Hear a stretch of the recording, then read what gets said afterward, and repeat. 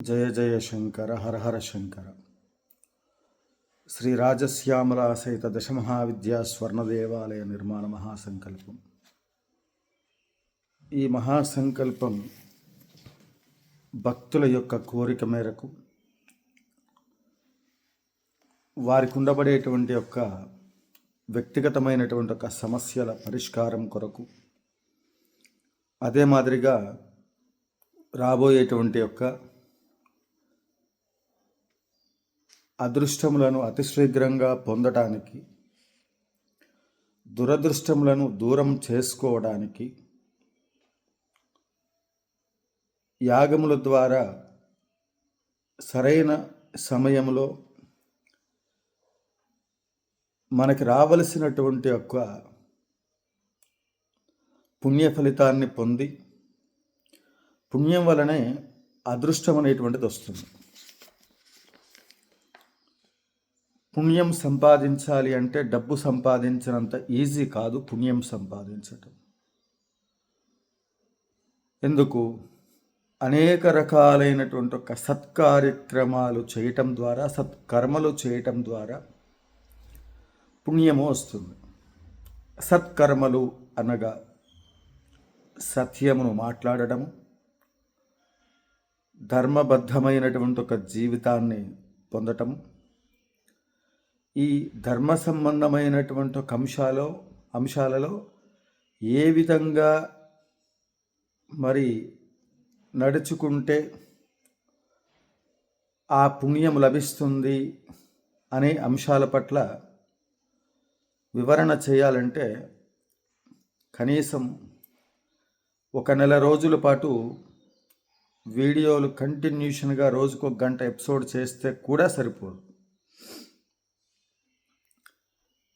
అంటే అంత కఠినమైనటువంటి ఒక నియమాలు అనేటువంటివి ఉంటాయి. 40 రోజులు 41 రోజులు మండల దీక్షతో చేసేటువంటి ఒక ఎటువంటి దీక్షలకైనా కూడా ఆ దీక్షా నియమాలు పాటిస్తూ దీక్ష చేయాలి అంటే ఆ దీక్షా నియమాలను ఉల్లంఘించకుండా, కోపంతో ఉండకుండా, సత్యమే మాట్లాడుతూ, మౌనంగా ఉంటూ, ఎటువంటి స్వలాభ ఆపేక్ష లేకుండగా నిస్వార్థంగా వ్యాపారం, వ్యవహారం ఏది చేసినా కూడా అలా చేయడానికి ఒక యుద్ధమే చేయాలన్నట్లుగా దీక్షలు చేస్తూ ఉంటాం. సాధనలో బాగా ఒక దశలోకి వచ్చి జీవితం మొత్తం గడిపిన తర్వాత, ఒక మధ్య వయసు దాటి ఇంకా వృద్ధాప్యంలోకి వచ్చిన తర్వాత మరికొంతమందికి వాళ్ళకి ఆ వైరాగ్యము, జ్ఞానము, వైరాగ్యము ఈ రెండు కలిగి తద్వారా వారి జీవితంలో అనుభవించినటువంటి ఒక అన్ని విషయాలను పదే పదే గుర్తు తెచ్చుకొని, తద్వారా జీవితంలో ఒక ఎగ్జామ్ హాల్లోకి వెళ్ళినప్పుడు ఆ ఎగ్జామ్ పేపర్ని పూర్తి చేయడానికి సంవత్సర కాలం పాటు చదివినటువంటి ఒక ఫైనల్ ఎగ్జామ్ ఏదైతే ఉందో దానికి సంబంధించినటువంటి ఒక దాంట్లో ఆ ఇచ్చిన సమయంలోపు అక్కడ వచ్చినటువంటి ఒక ప్రశ్నలకి సమాధానం సరైన సమయంలో ఈ సంవత్సర కాలం అధ్యయనం చేసినటువంటి ఒక ఆ సబ్జెక్టుకు సంబంధించినటువంటి ఒక ప్రశ్నలకు సమాధానం సరైన సమయంలో ఫుల్ఫిల్ చేసినటువంటి వాడు ఉత్తమమైనటువంటి ఒక మార్కులతో ఉన్నత స్థితిని పొందటం అనేటువంటిది ఎట్లయితే ఉందో, ఈ జీవితం మొత్తం కూడా ఒక వయసు దాటిన తర్వాత కొంతమందికి, మరికొంతమందికి పువ్వు పుట్టగానే పరిమళిస్తుందన్నట్లుగా ఈ జ్ఞాన వైరాగ్య సిద్ధి అనేటువంటిది పూర్వజన్మ సువాసన వల్ల కొంతమందికి మధ్యలోనే ఈ ఆధ్యాత్మికమైన శోభ అనేటువంటిది ఏదైతే నిత్యంచ శాశ్వతంచ ధ్రువమక్షరం పరమం పదం, శాశ్వతమైనటువంటి ఒక స్థితి ఏది ఉందో అది తెలుసుకొని దాని పట్ల ఆసక్తి చూపుతూ ఉంటారు. అలా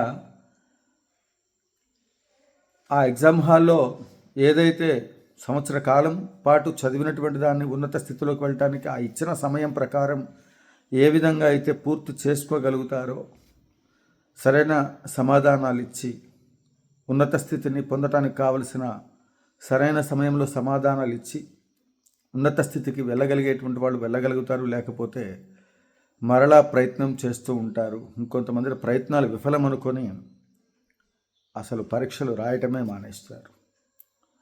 భగవంతుడు కూడా నాకు కనిపించలేదు, నేను పూజలు చేశాను, వ్రతాలు చేశాను, యాగాలు చేశాను, అసలు ఎదుటి వాళ్ళ కంటే కూడా, ఈ ప్రపంచంలో కంటే కూడా, యావత్ సృష్టిలో కంటే కూడా నా అంత గొప్పగా పూజలు చేసినటువంటి వాడు ఇంకొకడు లేడు అన్నట్లుగా మనం చెప్పుకుంటూ ఉంటాం.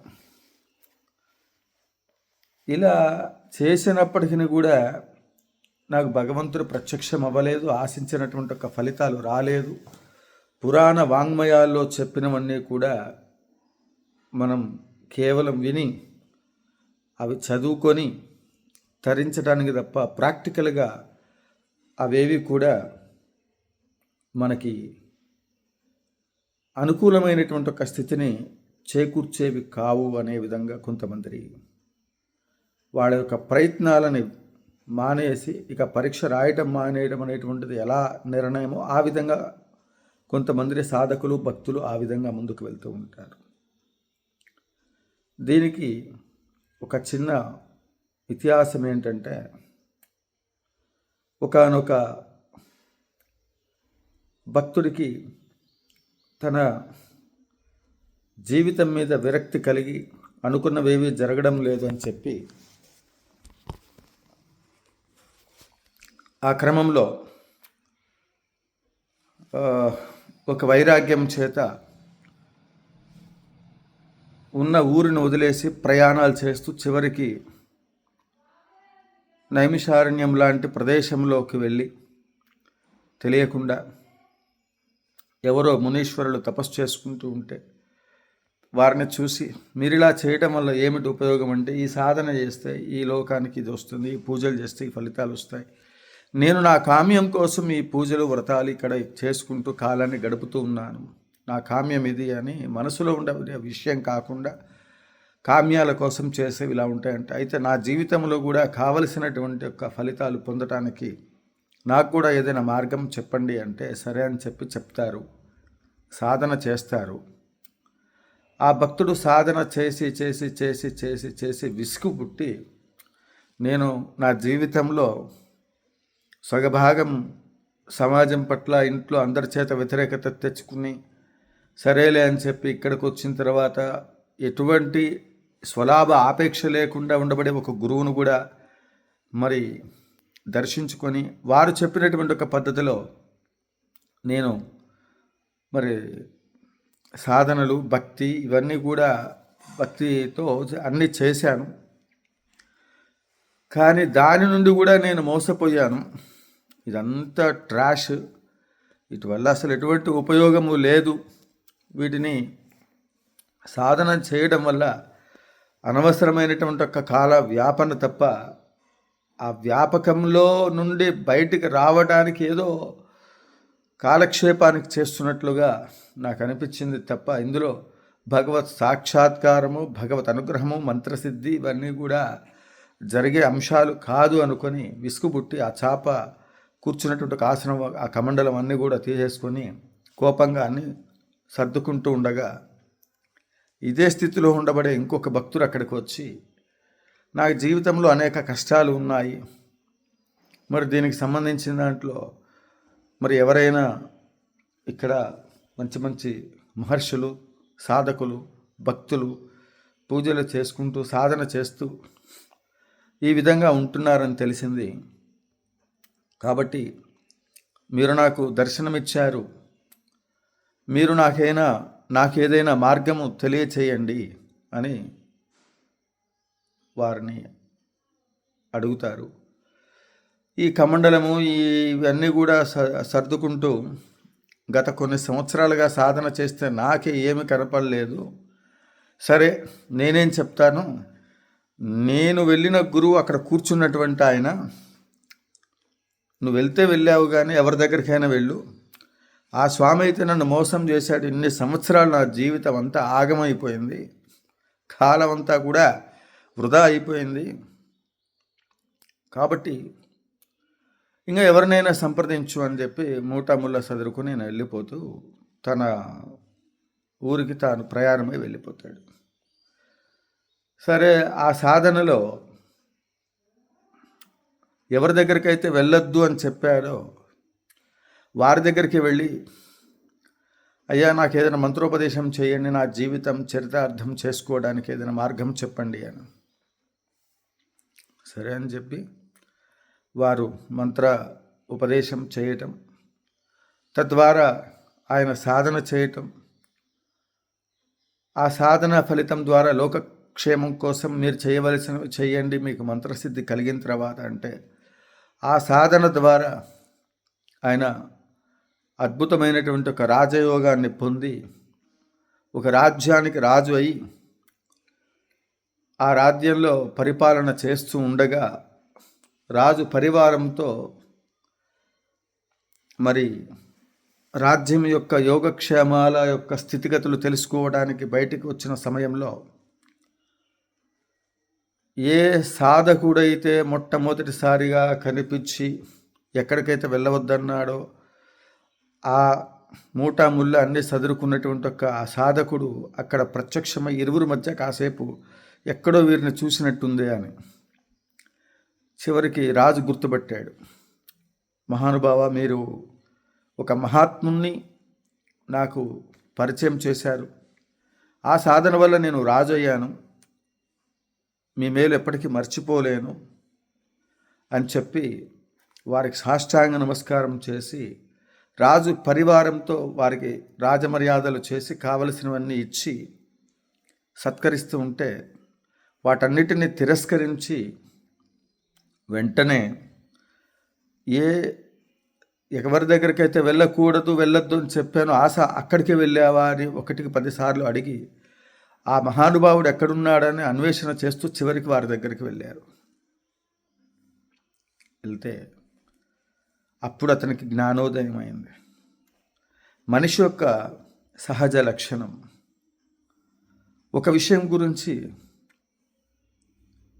ఏదైనా సమస్య ఉన్నప్పుడు లేదా ఏదైనా కోరిక ఉన్నప్పుడు సద్గురువులను ఆశ్రయిస్తూ ఆ ఆశ్రయించేటువంటి ఒక క్రమంలో సద్గురువులు ఎప్పుడూ పరీక్షలు పెడుతూ ఉంటారు. కమర్షియల్గా ఉండబడేటువంటి వాళ్ళు, ఇందులో అనేక రకాల వాళ్ళు ప్రస్తుత కాలంలో ఎవరు మంచి ఎవరు చెడు అనేది మనకు తెలియదు. మన మనస్సు ఎవరిపైన లగ్నమవుతుందో, మన మనస్సు ఎవరిని సూచిస్తూ ఉందో, ఒక వైవాహిక జీవితానికి సంబంధించినటువంటి దానిలో ఫలానా లక్షణాలు కలిగినటువంటి ఒక నాకు వ్యక్తి లైఫ్ పార్ట్నర్గా నా జీవితంలో అడుగు పెట్టాలి అనేటువంటిది ఏ విధంగా అనుకుంటారో, అలానే అన్నిటికంటే కూడా గొప్పదైనటువంటి ఒక స్థానం గురుస్థానం.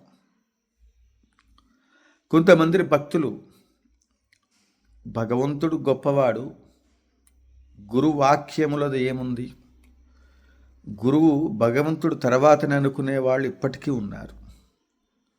నా గురోరధికం, గురువు లేని విద్య గుడ్డి విద్య, గురు కృప పొందలేనటువంటి వాడు ఎట్టి పరిస్థితులలో ఏ దేవత అనుగ్రహానికి పొందలేరు. నీకు సద్గురువు లభించాలా, దుర్మార్గుడైనటువంటి ఒక మరి బాధలు పెట్టేటువంటి ఒక గురువులు లభించాలా, మరి గురు శిష్యుల మధ్య ఉండబడేటువంటి యొక్క సంబంధాలని గురువు ఏ గురువు అయినప్పటికీ కూడా 100% గురువు అని పిలువబడుతున్నాడంటే ఆ పదం చాలా బరువైనది. గురువు గారిని ఎవరినైతే పిలుస్తూ ఉంటామో ఆ నిమిషముల దగ్గర నుండి మనకున్న కర్మలు, మన తప్పిదాలు, మనకుండబడేటువంటి యొక్క అనేక రకాల కష్టాలు, నష్టాలు, పాపాలు అన్నీ తీసుకొని పోయి గురువుకి ఇవ్వటమే. గురువుకి మనమేదో దక్షిణ తాంబూలాలు ఇచ్చి సత్కరించటం కాదు. గురువు అనే పదం ఎప్పుడైతే గురువు గారిని పిలుస్తున్నారో ఆ పిలిచిన నిమిషం ముందు నుండి వాడు చేసినటువంటి ఒక పాపములన్నీ కూడా ఈ గురువు గారు మోస్తాడు. ఎప్పుడైతే ఆ పాపాలు అనేటువంటివి, ఆ కర్మలు అనేటువంటివి ఏవైతే ఉన్నాయో అది మోయటం మొదలుపెట్టాడో వెంటనే గురువు యొక్క తపోశక్తి, అనుష్ఠాన శక్తి, ఆ పేరుతో పిలవగానే అమ్మ అని పిలిస్తే అమ్మ ఎట్లయితే ఎక్కడున్నప్పటికీ కూడా ఆ పాలిచ్చే బిడ్డ కోసం ఉయ్యాల్లో ఉంటే ఎంతమంది ఎన్ని పనులలో ఉన్నా తల్లి తన బిడ్డ వైపే ఆ ధ్యాస ఉంచినట్లు, తనకు కావలసినటువంటి ఒక ఆహారాన్ని మరి ఆ బిడ్డకు అందించినట్లు, అమ్మ లాలించి పాలించి పెంచి పెద్ద చేసినట్లు గురువు అనే పదములో శిష్యుడు తాను ఆ గురువుగారిని కపట బుద్ధితో పిలిచినా కూడా గురువుగారు అని ఆ క్షణం అతనుకున్న పాపములన్నీ కూడా నశిస్తాయి.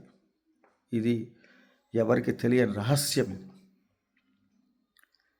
తద్వారా ఎప్పుడైతే ఆ పాపములు గురువుకి వెళ్తూ ఉంటాయో ఆ క్షణంలో గురు శిష్యుల మధ్య ఉండబడేటువంటి ఒక బంధం ఎంత తీవ్ర స్థాయిలో ఉంటే కానీ కర్మలు ఎన్నో జన్మల నుండి మోసుకొచ్చినటువంటి ఒక పాపపు రాసి మూటగట్టి పూర్ణావతి అప్పుడు మూట కడతాం కదా, అన్ని ద్రవ్యాలు పూర్ణావతిలో సమర్పించేవి. అట్లా అది మహోత్తరమైనటువంటి యొక్క పుణ్యరాశితో కూడినటువంటి ఒక పూర్ణాహుతి ద్రవ్యాన్ని దేవతలకు అందిస్తాం.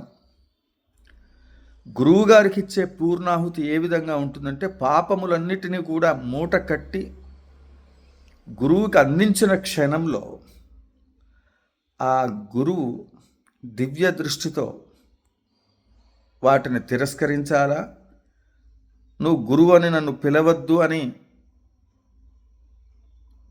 చెప్పటం వల్ల గురుస్థానానికి విలువ ఏముంది? అమ్మా అని నన్ను పిలవద్దు అంటే అమ్మా లోకైక జనని లోకపావని అని అమ్మవారిని మనం ఏ విధంగా అయితే కొనియాడుతూ ఉన్నామో అలా అమ్మ అని పిలవద్దు అని అంటే ఎలా? అలానే అమ్మ స్వరూపమే గురుస్వరూపం. అమ్మకి ఏ లక్షణాలు ఉంటాయో గురువుకి ఆ లక్షణాలు ఉంటాయి.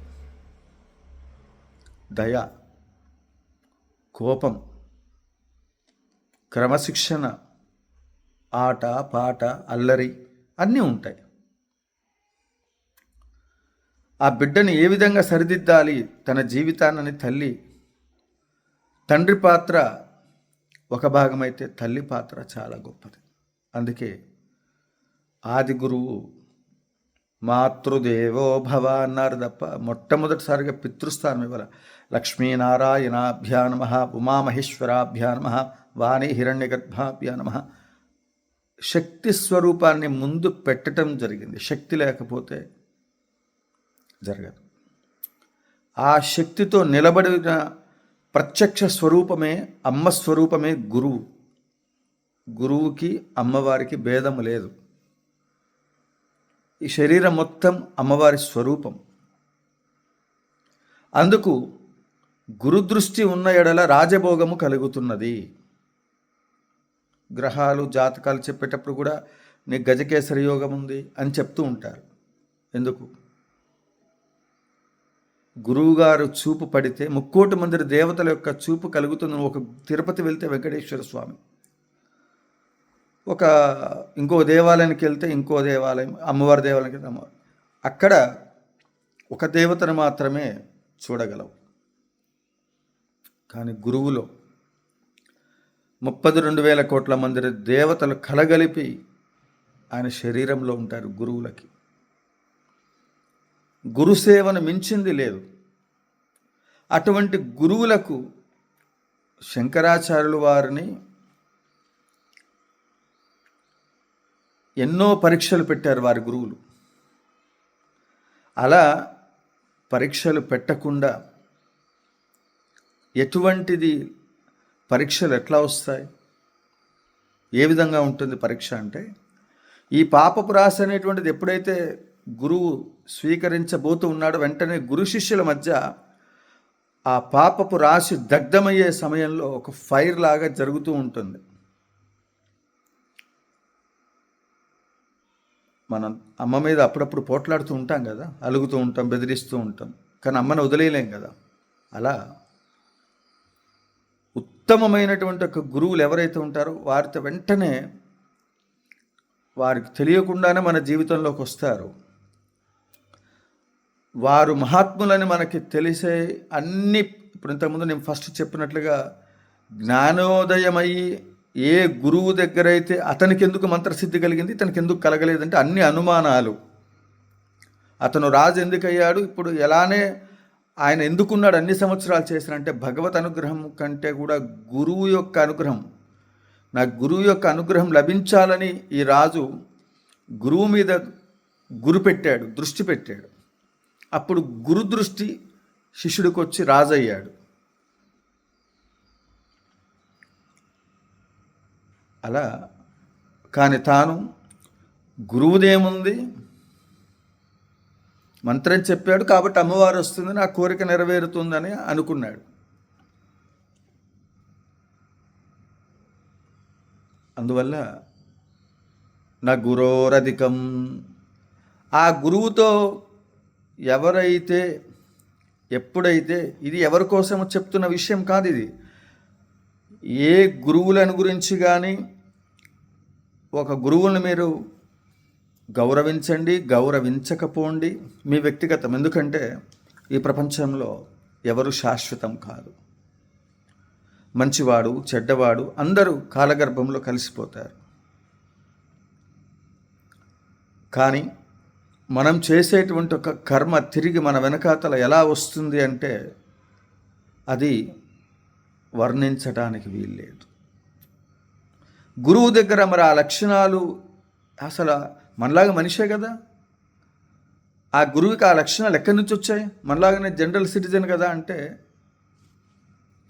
కారణ జన్ములుగా వాళ్ళు ఎన్నో జన్మలు సాధన చేసి చేసి చేసి చేసి చేసి ఆ సాధన ఫలితముల ద్వారా ఒక ఉపాసన మార్గంలో అన్నిటినీ పక్కన పెట్టి కేవలం ఈ లోకానికి మంచి చేయాలనే ఒక సంకల్పాలతో వెళ్తారు. అంటే కలి ప్రభావం ఎక్కువగా ఉన్నప్పుడు కలిలో ధార్మిక కార్యక్రమాలు ముందుకు వెళ్ళవు. అందుకు ఫస్ట్ టార్గెట్ మొత్తం ఎక్కడ ఉంటుందంటే ఆ పాపం ఎప్పుడైతే మోస్తాడో, ఎప్పుడైతే గురువుకి ఆ పాపం సంబంధమైన, అందుకే యాగం చేసేటప్పుడు ఎవరు పడితే వాళ్ళు డబ్బులు ఇచ్చేటట్లయితే రోజుకో యాగం చేయొచ్చు, రోజుకో సిటీలో పెట్టవచ్చు. ఇప్పటికీ మరి గోల్డెన్ టెంపుల్ నిర్మాణం జరుగుతుందని చెప్తే చాలామంది మనం ప్రచారం చేద్దాము, మరి అనేక ఛానల్స్ ఉన్నాయి, సాయంత్రం కల్లా ట్రస్ట్లో అకౌంట్లో బోలెడ్ డబ్బు వస్తుంది అని. రుణానుబంధు రూపేణ పశుపత్ని సుతాలయ. నేనొక అమ్మవారి యొక్క మరి అనుగ్రహం కోసం, అమ్మవారి యొక్క కృప ఈ యావత్తు సృష్టికి మొత్తానికి రావాలి,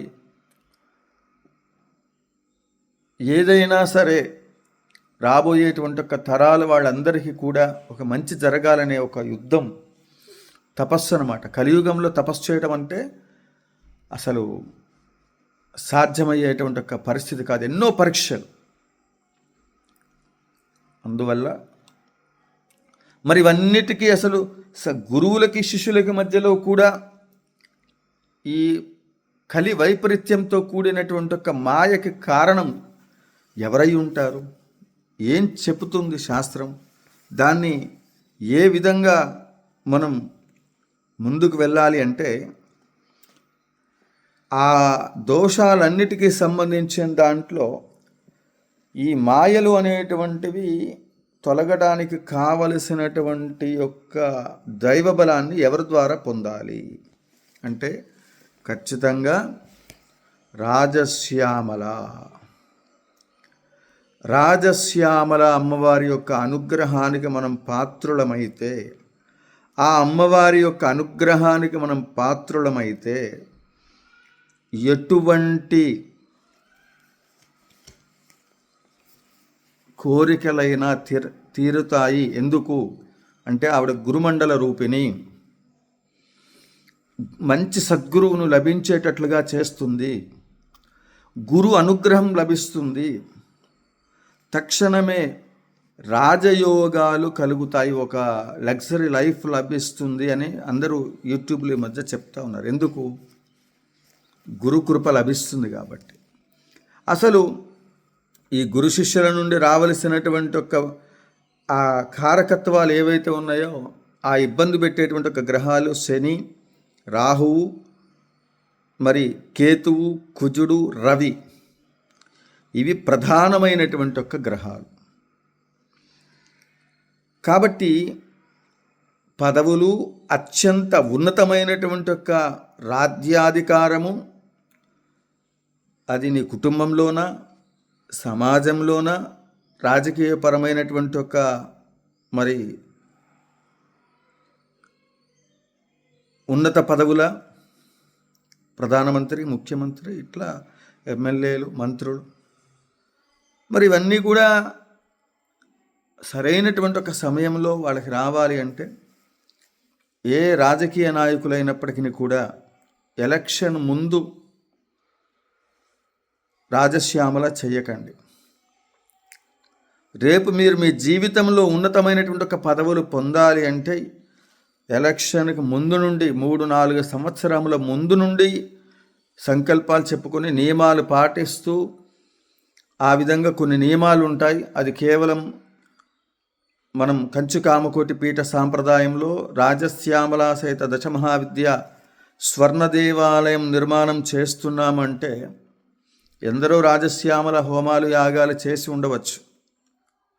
ఒక 3,000 కోట్ల రూపాయల ప్రాజెక్టుతో 90 ఎకరాలలో స్వర్ణాలయం నిర్మాణం చేయడానికి సుబ్రహ్మణ్య శాస్త్రి సంకల్పం చేశాడు అంటే అమ్మవారి పట్ల నాకు ఉండబడేటువంటి ఒక నమ్మకం, మంత్రశాస్త్రం పట్ల నాకు ఉండబడేటువంటి ఒక నమ్మకం, లోకానికి దైవశక్తి ఉంది అని నిరూపించడానికి నేను చేసే ప్రయత్నం, ఆ దైవశక్తి అనేటువంటిది ఉంది అంటానికి నిదర్శనం ఇప్పటి వరకు మనం పీఠంలో చేసిన యాగముల ద్వారా అనేక మందికి వేలల్లో, లక్షల్లో వాళ్ళ కోరికలు నెరవేరినాయి. కనుకనే ఈ ఆలయ నిర్మాణానికి మన భాగస్వాములుగా అందరూ ముందుకు వస్తున్నారు. కనుక అనౌన్స్మెంట్ చేయడం జరిగింది. ఈరోజు ఇప్పటికిప్పుడు నేను సంకల్పం చేయలే.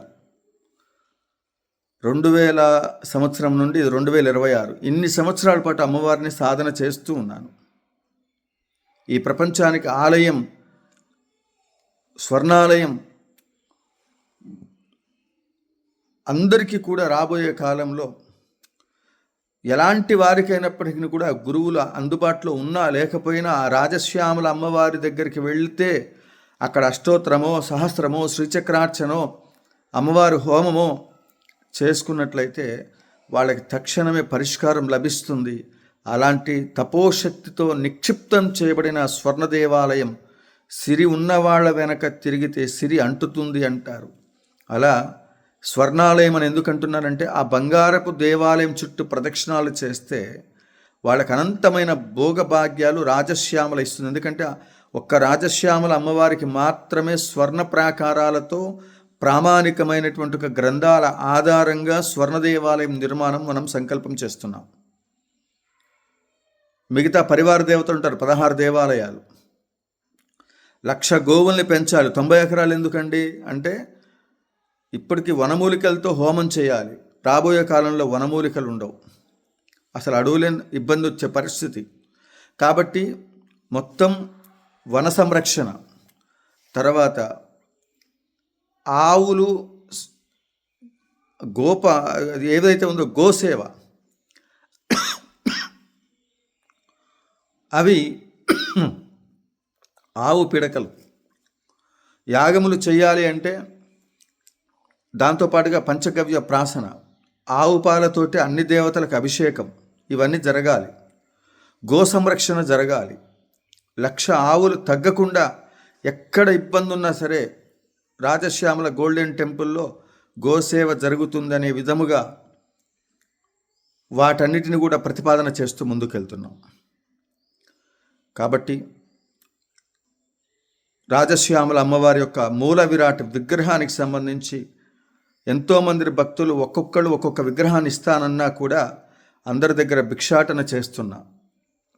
ఎవరెవరైతే ఈ రాజశ్యామల అమ్మవారికి సంబంధించి ఆలయ నిర్మాణానికి సంబంధించిన దాంట్లో భాగస్వాములు అవుతారో వారికి మామూలుగా అర్చన చేస్తేనే విశేషమైన ఫలితం. అలాంటిది ఆలయంలో ప్రతిష్ఠించేటువంటి ఒక రాజశ్యామల అమ్మవారి యొక్క మరి విగ్రహానికి దాతలుగా 16 అడుగుల పీఠంతో సహా ఇంకా కరెక్ట్గా 70 రోజులు ఉంది. మొత్తం 54 లక్షల రూపాయలు సుమారుగా విగ్రహానికి అయ్యేటువంటి ఒక ఖర్చులు మొత్తం టోటల్గా. కాబట్టి దాతలు ఇప్పటి వరకు అందిస్తూ ఉన్నారు. ఇంకా సమయం దగ్గరకు వస్తూ ఉంది.